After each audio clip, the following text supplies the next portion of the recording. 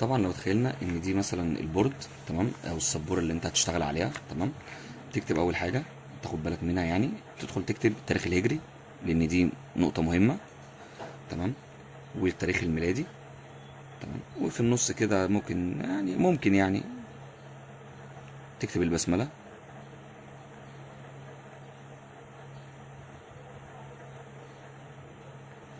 تمام. كده انت ايه بدات يعني تحضر سبورتك، تمام. تبدا بعد كده تكتب حاجه اسمها تمهيد. يعني ايه تمهيد؟ التمهيد ده بيبقى عباره عن جمله او سؤال انت بتمهد بيه الدرس اللي انت هتشرحه. يعني الطالب النهارده انت داخل تشرح له درس نحو، تمام. الطالب ما خدش درس النحو ده قبل كده، تمام. فانت لازم تقول له جمله كده تتناقش فيه معاها كده نقاش عام، تتناقش فيه معاه نقاش عام، ان يعني الجمله دي تفهمه انت هتحكي في ايه. طب مثلا لو هنشرح مثلا اي درس نحو، مثلا زي مثلا اسلوب الشرط. اسلوب الشرط ماشي. فانا مثلا انا يعني هقول مثلا، هبدا في التمهيد بقول ايه عندي يا اولاد. جمله بتقول ان تذاكر تنجح. هقوم طالب يقرا الجمله دي. قوم يا محمد، قوم مثلا، قوم قول لي الجمله دي، اقرا لي الجمله دي كده. هيقول لك يا مستر ان تذاكر تنجح. تمام.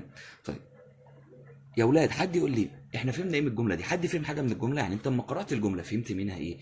هيقوم طالب يرفع ايده كده يقول لك يا مستر والله انا فهمت ان انا لو ذاكرت هنجح.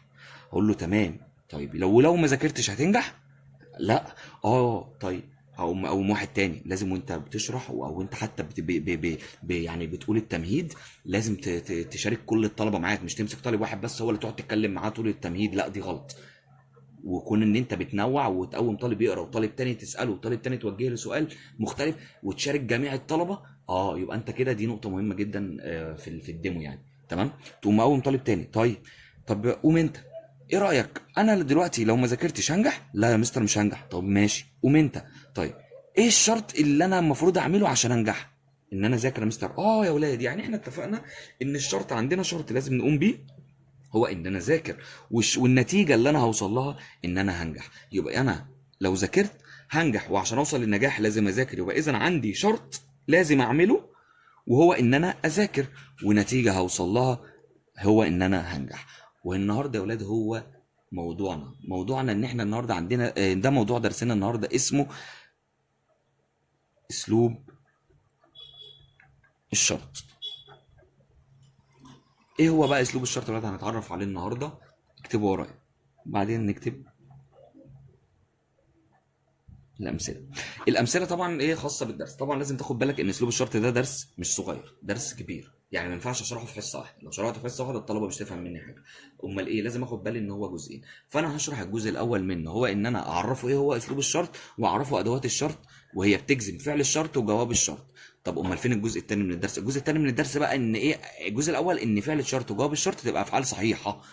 افعال ايه؟ صحيحه الاخر. يعني لان الاسلوب الشرط عندهم في اولى اعدادي مثلا عندهم فعل الشرط وجواب الشرط ساعات عندهم فعل صحيح، وعندهم الفعل المعتل وفعل الافعال الخمسه. فانا هشرح في الجزء الاولاني، هشرح اسلوب الشرط ايه هو، واشرح ادوات الشرط بتعمل ايه في فعل الشرط وجواب الشرط، وراعي ان فعل الشرط وجواب الشرط يبقوا صحيح، الافعال تبقى صحيحه مش معتله ولا افعال خمسه. فانا مثلا في الامثله هكتب 4 امثله. ممكن مثلا نقول اول مثال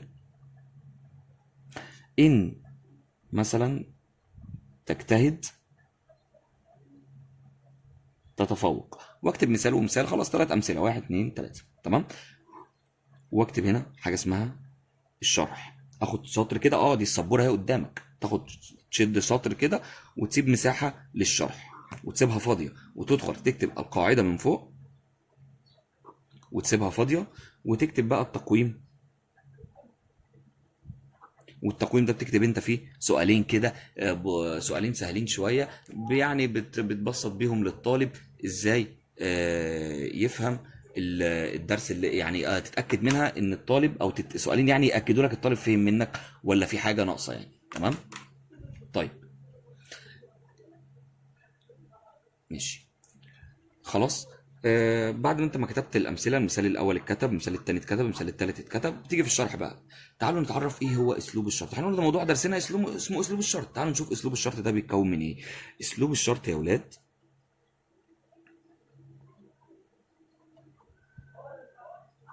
بيتكون من 3 حاجات. الحاجه الاولى اللي هي اداه الشرط، فعل الشرط، جواب الشرط.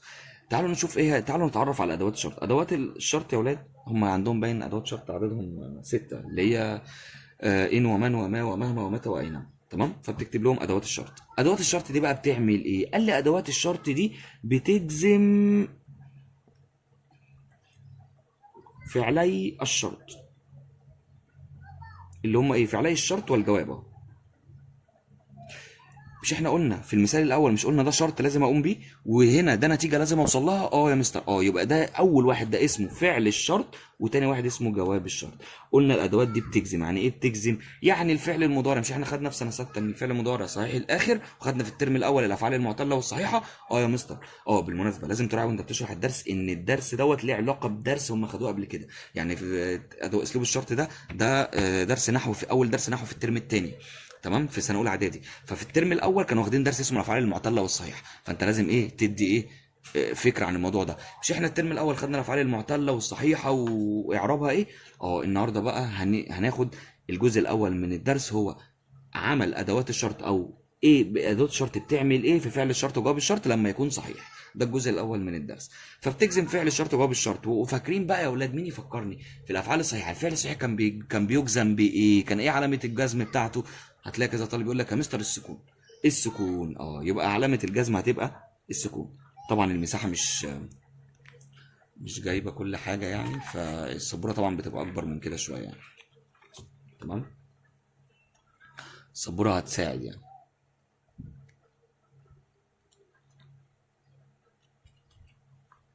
السكون. تمام. طيب تعالوا بقى نطبق. حد بقى يقدر يعرب لي المثال الاول ده؟ تعالوا، احنا قلنا حد يقدر يحدد لي الاول فين اجزاء اسلوب الشرط هنا. واحد يقول لك مين يقول لي فين الاداه؟ انا يا مستر، انا يا مستر. قول فين الاداه هنا؟ ان يا مستر هي الاداه. برافو. مين بقى يقول لي فين فعل الشرط؟ انا يا مستر. تجتهد يا مستر. هو فعل الشرط. عرفت منين؟ عرفت يا مستر علشان ان انا لو ان ده الشرط، الحاجه اللي انا لازم اقوم بيها ولازم اعملها، ودي النتيجه اللي انا هوصل لها، فده يا مستر فعل الشرط. طب مين يجيب جواب الشرط؟ انا يا مستر. ويقول لك جواب الشرط هو تتفاوض. طيب احنا قلنا ان اداه الشرط دي بتعمل ايه؟ بتجزم فعل الشرط وجواب الشرط. يلا. وقلنا الفعل صحيح الاخر يجزم بالسكون. تمام. طب يلا تعالوا اعربوا لحد بقى يعرب لي الفعل ده. ها. وما ننساش نقول ان الفعل ما ننساش برضو نقطه مهمه يا اولاد، ان فعل الشرط وجواب الشرط عندنا احنا بنتعامل مع الافعال المضارعه. هو يا مستر ممكن يجي ماضي؟ بيجي، بس مش علينا دلوقتي. احنا بنتعامل مع الافعال المضارعه، لازم ناخد بالنا. تمام. ونبدا بقى كل طالب يعرب، والمثال يعرب، والمثال التالت يعرب، وهكذا. تبقى انت وهنا وبعد ما نخلص الدرس وانت بقى بتتكلم معاهم، تعالوا بقى نكتب يا اولاد القاعده. القاعده بقى بتقول وتقول لهم القاعده بتاعه فعل الشرط وادوات، ان اسلوب الشرط هو اسلوب بيتكون من كذا كذا كذا، وادوات الشرط كذا كذا، وبتعمل كذا كذا كذا. تمام. وبعد كده تحل معاهم سؤالين التقويم. مين بقى يجاوب لي دول؟ اي سؤالين سهلين. تمام. بس يبقى كده انت شرحت الدرس بتاعك. وفي اخر الدرس تقول احنا كده خلصنا الجزء الاول من الدرس. طيب الجزء الثاني احنا خدنا يا اولاد الفعل الصحيح الاخر بنتعامل معاه، صح؟ مش احنا اتعاملنا في درسنا مع الافعال الصحيح الاخر؟ حتى بصوا الامثله، افعال صحيحه الاخر. طيب امال لو الفعل جه معتل الاخر، يا ترى هنتعامل معاه ازاي وهنجزمه ازاي؟ ولو كان فعل من الافعال الخمسه، يا ترى هنتعامل معاه ازاي ونجزمه ازاي؟ ده بقى اللي هناخده ان شاء الله في الحصه الجايه، حصه النحو الجايه ان شاء الله هنتعامل معاه. بس تبقى انت كده شرحت درسك، ظبطت امورك. وانت بتشرح الامثله شارك الطلبه معاك. قول للطلبه يعني في المثال الاول بتقوم هنا 3 طلاب، طالب يقول لك فين الاداه، وطالب بيقول لك فين فعل الشرط، طالب يقول لك فين جواب الشرط. وممكن تقوم 3 طلاب تانيين في نفس المثال. ازاي؟ مين يعرب لي؟ قصدي 2 طلاب تانيين. ازاي بقى؟ طب يا اولاد احنا عرفنا خلاص فين اجزاء اسلوب الشرط في المثال الاول. مين يعرب الفعل الشرط؟ انا يا مستر. ادي طالب. مين يعرف جواب الشرط؟ انا يا مستر. طيب وهكذا المثال الثاني، وهكذا المثال الثالث. تمام. ده مثل يعني.